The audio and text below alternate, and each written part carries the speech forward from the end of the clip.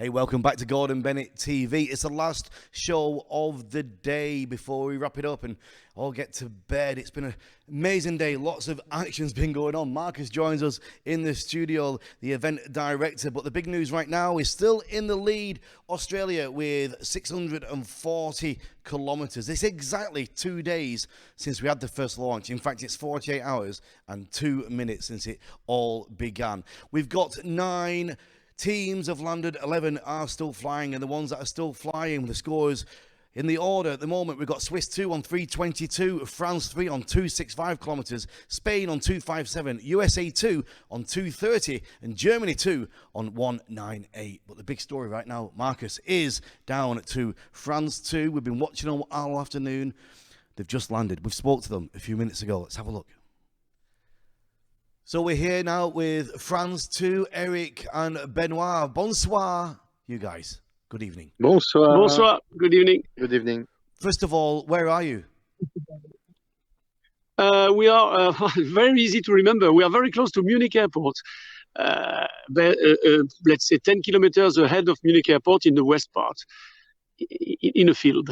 So we've been watching you all afternoon, chasing that target set down by Australia. Talk me through what happened. In fact, our strategy was to be very patient the 21st hours, as you could see, around Switzerland and the east part of France. Then we had to go up north along the German border. And then we took the wind flow, and then we started our trip, which was supposed to be Germany, Austria, Hungary, and then possibly Romania or Bulgaria. That was the plan. Unfortunately, the target was very well aligned, but the target was München Airport. Right. And when we, 2 hours before, when we get to München Airport, we asked for a clearance to a certain flight level. They refused. We asked a second time. The headquarters asked, and they refused.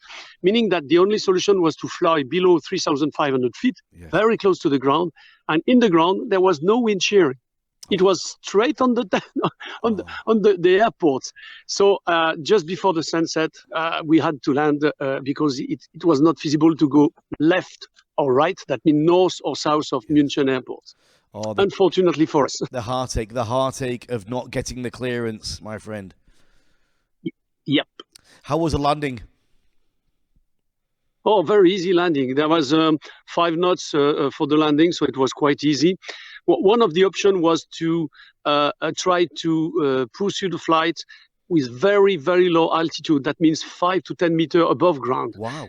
During 3 hours at night. But it was very unsafe because of the power lines and things like that. Yes. So we both decided that it was not worth doing it. So we landed just before night. Yeah, I agree. I think so as well. What about your chase crew? Where are they right now?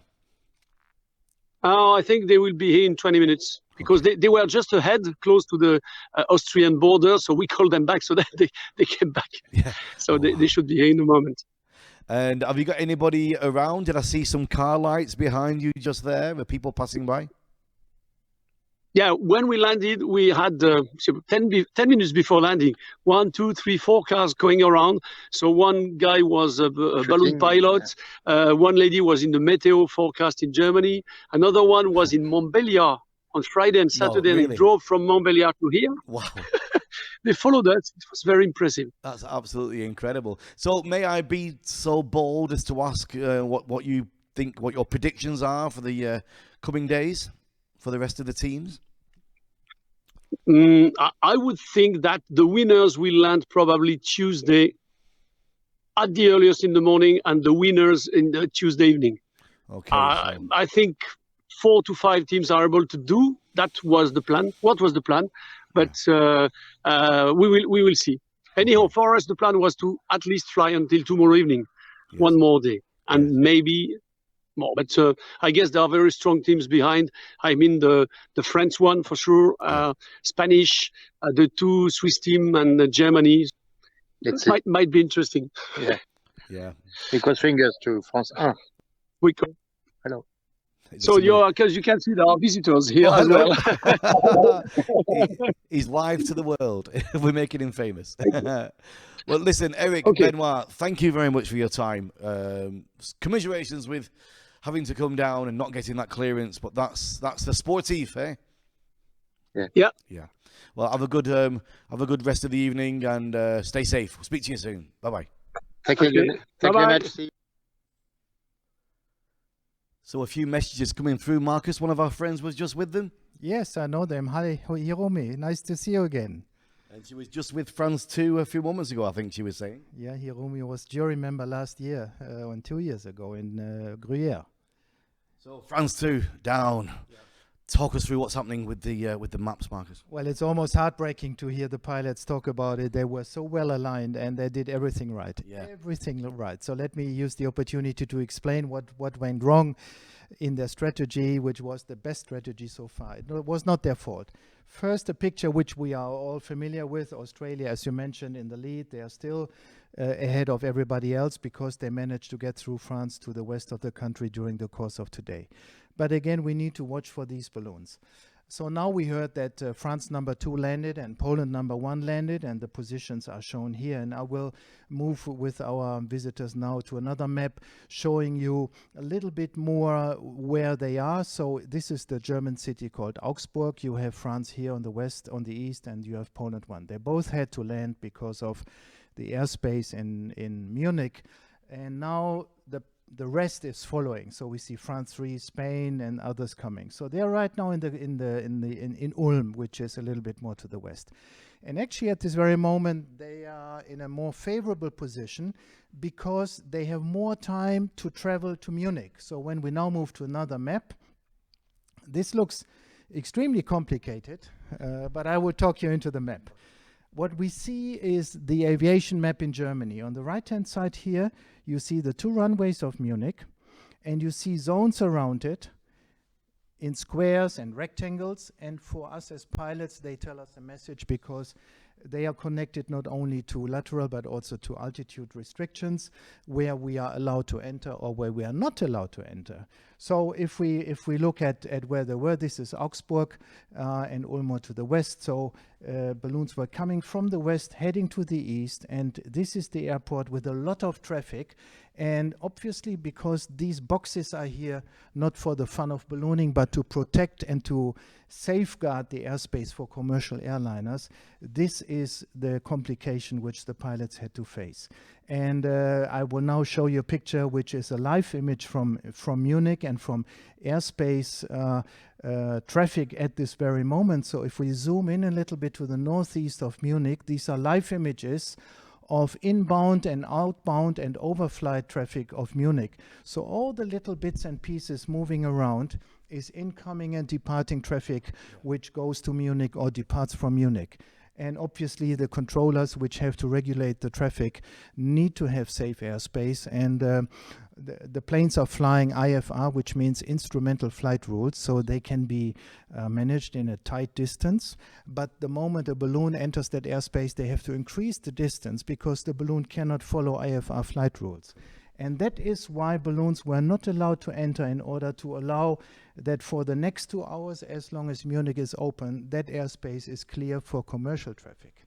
So those of you, many of the visitors will know the flight radar application. You can follow this. You see very nicely what's going on, and that nicely also explains why it was so difficult. Now coming back to the other guys to the west of Augsburg, we talked about Ulm. The moment they might be arriving at Munich, Munich is reaching the end of their times where the peak time is ending, so there will be much less traffic, and the chances are now increasing for them that they might get a clearance despite still some traffic. But for the time being, this is peak time, very congested airspace. In 2 hours that will look different, and then those will be lucky. Also, they have a longer distance to interfere with the direction by changing the altitude. So in a way, these 2 first teams did an excellent strategy. They were the guinea pigs now for all the others, and that's part of the game, unfortunately. Yeah, that's it. Sometimes it's better to be behind than in front, eh? Correct, yes, absolutely. Sometimes it's the other way around, but here with this situation, the second row is a little bit more in advantage. Wow. harsh sometimes in sport. It really, really is, but that's why we do it.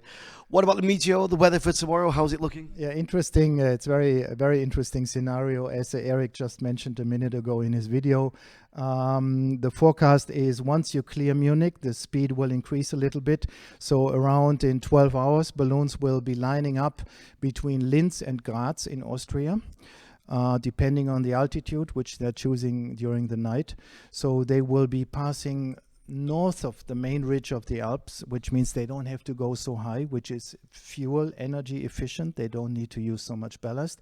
That's what I see tomorrow morning between 10 and 1 o'clock. So lining up between Linz and Graz, and then they will continue, and before sunset they will reach southern Hungary. Those going into the next night then will reach Bulgaria and Romania border in the early hours of Tuesday morning. So Eric was perfectly right with this strategy. I see it exactly the same way. And the race will be decided by those who continue to the Black Sea. So we're going into the third night, and the fourth is stacked up. It's been a big day for a lot of people, a lot of action going on. Been a special day, actually, for one of our teams from Germany 1. Let's have a look just why that is. Hi guys, many greetings from the basket or out of the basket from Germany 1. We have a very nice day, and also I have a very nice birthday here together with Andreas. The whole day together in the basket on my 48th birthday.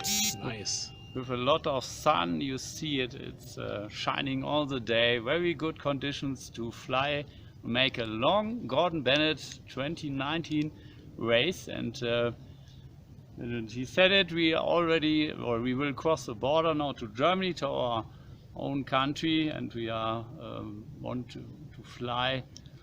Seems already a long time, and you can see it on the live tracking. Follow us, and all the best wishes to the other teams in the air and to our friends on the ground. Bye. Bye. How do you say happy birthday in German? Herzlichen Glückwunsch. Herzlichen Glückwunsch to Axel. No, Not really, we have to try. We need to work on that. Herzlichen Glückwunsch, Axel. You got it, brother. Couple of messages. What have we got going on here? Somebody said hello. Just can we take it up one then? There's a message just above from Christian. Yeah. Without my glasses, Marcus, it's not easy. I can read it to you. Christian was part of the operations team here in the studio. He's on his way back to the office tomorrow morning, and he says hi to us and appreciates the great work in the studio. And the next one down from Peter. Yeah, Peter is appreciating our comments, and he thanks you and me for the explanations. Oh. It's a pleasure. It's a pleasure. Thank you. It really is. We do enjoy bringing all this to you. Well, it is getting towards sleepy time for us all. And for the pilots up there as well, it's time for them to bed down. Let's have a look at some pictures of Swiss 2 bedding down for the night on the screen there now. We can see their preparations for night time. There we go. There's the bed, getting all comfy. This looks really nice and pleasant, and as I said before, there's no wind in the basket, so pilots don't have a wind chill factor, but still it's getting below 0 at night. It looks comfortable, and well, they have to take a rest, and it takes a lot of courage, but also a lot of energy to stand in this small place. I mean, they're as close as you and I are now standing here. They don't have much more. And I mean, you must be good friends, honestly. Do you stand next to me for 48 hours like this? With a beer, yes. That's coming up next. Well, there we go. We're going to wish good night for Swiss 2, and we hope they have a pleasant dreams. There's a shot from above. Yeah. Incredible, really. Yeah, isn't it? Really. It is. Loving all these images. It's a wonderful adventure, and the pictures. I mean, this is just heartbreaking. It's so nice. Yeah. It really is. Marcus, thanks very much indeed. That's it for another day done. We're going into the third night. We'll see you bright and early tomorrow. Well, not too bright and early. We'll be up early. But our first show is going to be at 10:30 on Gordon Bennett TV. Keep up with all the tracks and all the information all night long on live.gordonbennett.aero. It's been a long day, hasn't it? Oh, yes. It has been a long day. We're going to leave you in the capable hands chasing USA 2 with Caroline and Patrick. Good night.